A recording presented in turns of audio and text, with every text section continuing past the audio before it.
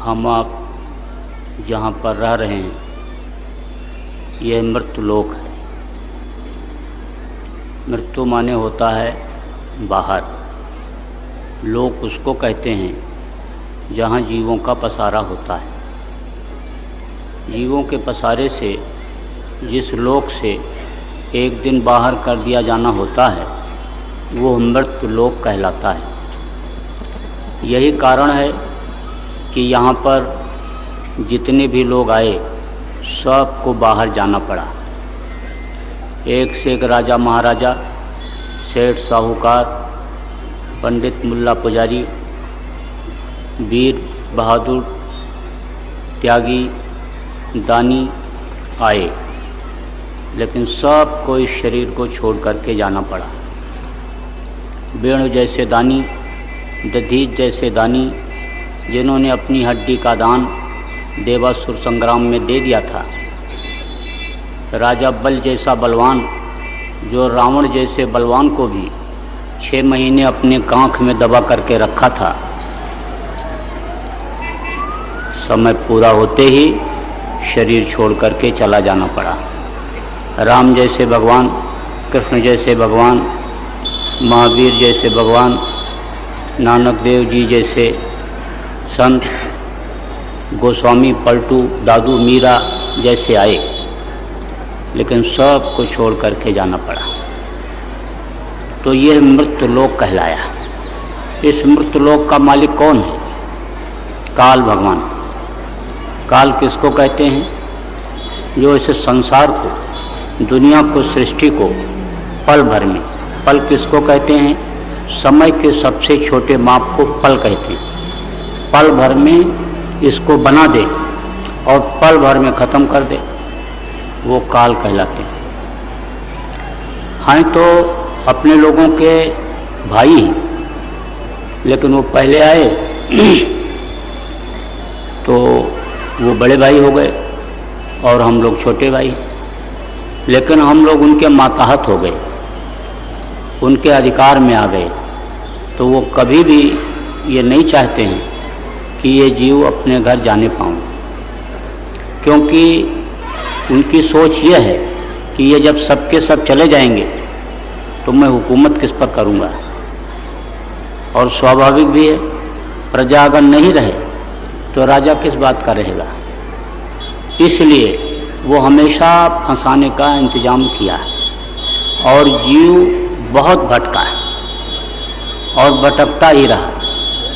कितने करोड़ वर्षों तक अपने लोग भी नरकों में रहे, 84 में चक्कर काटे, ना मालूम कितनी बार माँ के पेट में उल्टे लटकाए गए।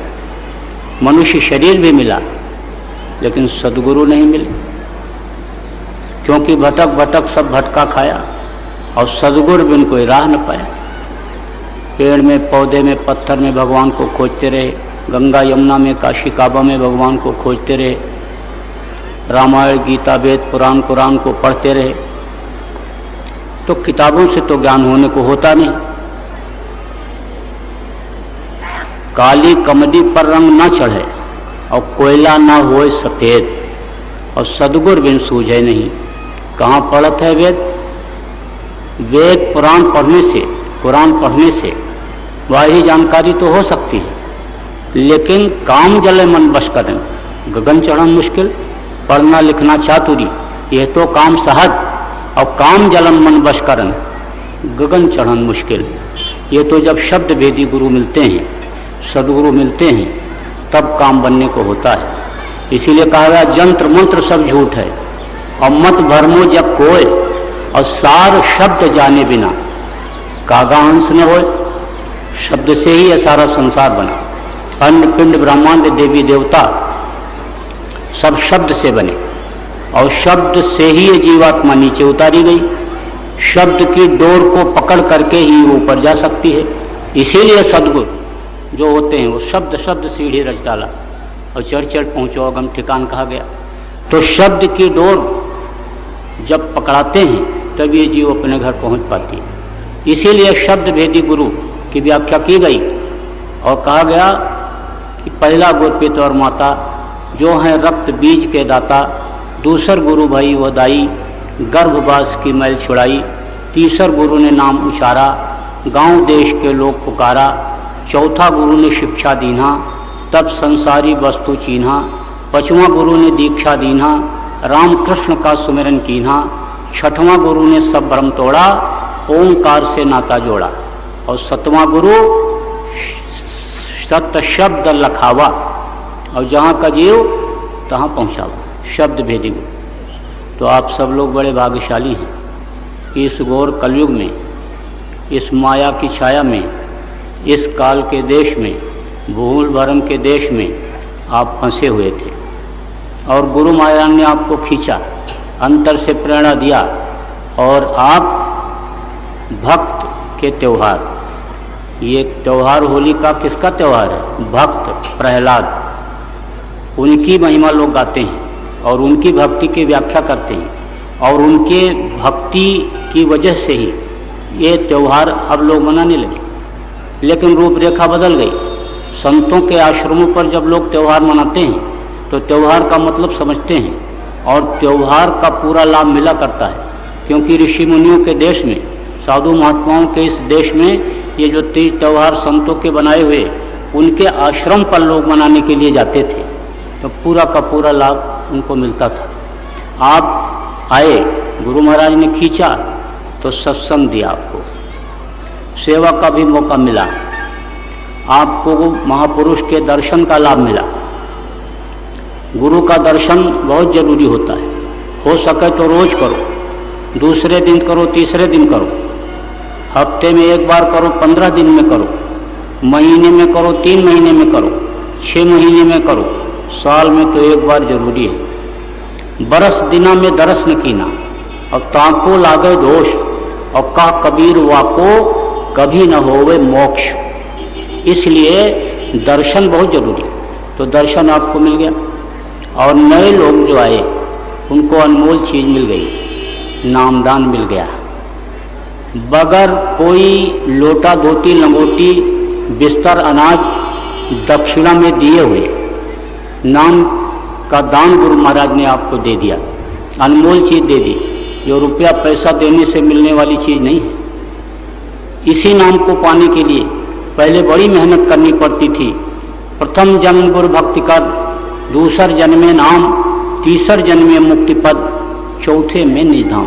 पहले जन्म में गुरु भक्ति कराते थे, कपड़ा धो, चौका लगाओ, रोटी बनाओ, स्वागत सत्कार आए गए का करो, एक जन्म सेवा में ही बिता देते थे। दूसर जन्म में नाम, दूसरे जन्म में ये नाम मिलता था।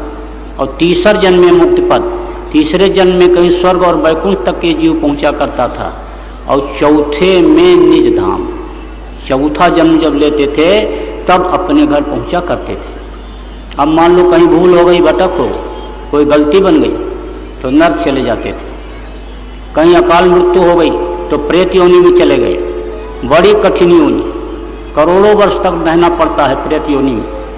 और सुई के नोक से भी पतला रास्ता होता है उनके खाने का, यानी जिसको मुंह कहते हैं, तो कभी पेट ही नहीं भरता। बाकी इंद्रियां बड़ी तेज, बड़ी प्रबल, इसीलिए खुद परेशान रहते हैं और दूसरों को भी परेशान करते रहते हैं। तो कहीं प्रेत योनि में चले गए तो और फंस गए। तो ये, और अगर नहीं भी गए तो जन्मत मरत दुस्सह दुख हुई, जन्मते वक्त और मरते वक्त की अपार पीड़ा झेलनी पड़ती है। तो उससे भी गुरु महाराज बचा लिए और बचाना चाहते हैं। इसीलिए इन्होंने केवल एक निशाना बनाया कि एक ही जन्म में इनको नाम दे करके और नाम की कमाई करके और इनको अपने घर पहुंचा दिया जाए। एक निशाना बनाया कि हम आए वह देश से जहाँ तुम्हारो धाम, और तुमको घर पहुंचाऊंगा, एक हमारो काम। इसीलिए तो उसने फकीर ने कहा कि जोक था, जोक एक शायर हुआ। तो शायर ने लिखा कि इश्क का ज़ौक़े नज़ारा मुफ्त में बदनाम है और हुस्न खुद बेताब है जलवा दिखाने के लिए। तो ये तो जलवा दिखाने के लिए खुद बेताब है। इसीलिए 110 वर्ष से भी ज़्यादा उम्र हो गई, लेकिन इस उम्र में इतनी मेहनत कर रहे हैं। और एक निशाना कि ये जीव हमारे एक भी फंसने न पाए, इनको हमको घर पहुंचाना है। रास्ता भी बता रहे रास्ते पर चला भी रहे और भटकोगे तो उंगली पकड़कर मंजिल तक पहुंचा भी रहे। तभी तो कहा कि साधना में तुमको अगर बाधा आती है और अंतर के लोकों में तुमको फंसाव होता है तो वहाँ भी मैं तुम्हारी मदद करूँगा, वहाँ भी मैं तुमको मिलूँगा। मौत के समय जब पीड़ा होती है उस समय तो मदद करते ही हैं। कोई कलकत्ता में जय गुरुदेव चिल्ला रहा है, कोई बम्बई में जय गुरुदेव चिल्ला रहा है, कोई मद्रास में चिल्ला रहा है, कोई गांव खेड़े में चिल्ला रहा है मरते समय, लेकिन सबको मिलते हैं और यमराज के भयंकर दूतों को हटाते हैं, जिनको देखते ही खून पानी हो जाता है, हड्डी हड्डी चटकने लगती है, हजारों बिच्छू के डंक मारने इतना दर्द बदन में पैदा हो जाता है। तभी तो सहजों ने कहा कि सहजो मौत के समय पीड़ा उठे अपार और बिच्छू 60,000 जो डंक मारें एक सार। तो इस तरह से जो तकलीफ होती है उस समय पर, वो जब आँख की रोशनी खत्म होती है, कान से सुनाई नहीं पड़ता, जब आँख उतली होती है, तकलीफ होती है, तो उस समय ये पहुँचते ही तकलीफ को ख़त्म करते हैं और जीव को पहुँचा दिया करते हैं। तो बाहर से भी मदद और अंदर से भी मदद करती। तो दया किया इन्होंने आपके ऊपर और नामदान दिया, आज भी नामदान दिया नए लोगों को। तो हमने अब सोचा कि लाओ इनको थोड़ा सुमिरन ध्यान भजन की विधि समझा दें। क्यों? इसलिए कि नरसों नामदान हुआ था तो एक आदमी मिलने के लिए आए, नए आदमी थे, सत्संगी पुराने परिचय कराए कि इन्होंने नामदान ले लिया। तो हमने पूछा कि आपने नाम याद किया? तो एक आध नाम बताया उन्होंने। हमने कहा देखो 3 दिन आपका निकल गया, आप याद करके अगर किए होते। तो उन्होंने यह कहा कि इस तरह की बात किया कि हमको किसी ने बताया नहीं। हालांकि उनको पूछना चाहिए था, क्योंकि कुआं प्यासे के पास नहीं जाता है, प्यासे को कुएं के पास जाना पड़ता है पानी पीने के लिए। लेकिन फिर यानी उनका 3 दिन का समय निकल गया। तो हम ये चाहते हैं कि आज जिन लोगों को नामदान मिला है, तो आप लोगों में से बहुत से लोग तो अभी पर्चा भी नहीं लिए होंगे, नाम रूप स्थान आवाज़ का पर्चा भी नहीं लिए होंगे।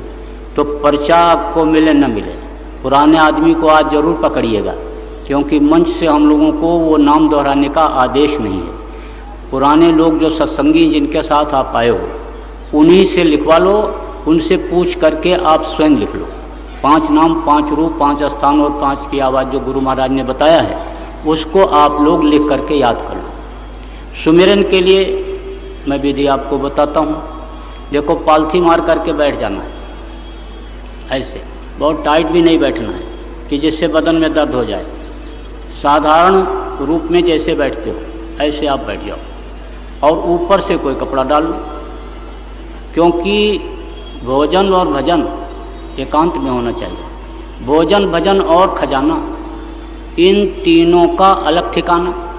अभी रुपया पैसा मालूम हो जाए कि इनके पास है 10-20 लाख, तो चोर चाकू मार के ले जाएगा, गोली मार के ले जाएगा, छीन के ले जाएगा। दोस्त को पता चल जाएगा, मांगेगा, जरूर मांगेगा कि भाई साहब दे दो, हम दे देंगे आपको।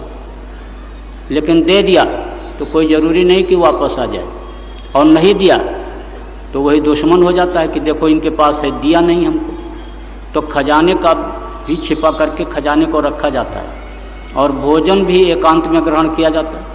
और बहुत से लोग तो दिखा दिखा के खाते हैं कि लोग देखें तो कहें बड़ा आदमी है, 2 तरह की सब्जी खा रहा है, कढ़ी खा रहा है, खीर भी है, पापड़ भी रखे हुए हैं, चुपड़ी रोटी है। लेकिन दिखा के खाए और किसी की नज़र खराब है और पड़ गई खाने के ऊपर, तो जुलाब बन जाएगा। दिन भर में 8 बार टट्टी जाना पड़ेगा, हजम नहीं हो सकता। ऐसी ऐसी नज़र होती है किसी किसी की।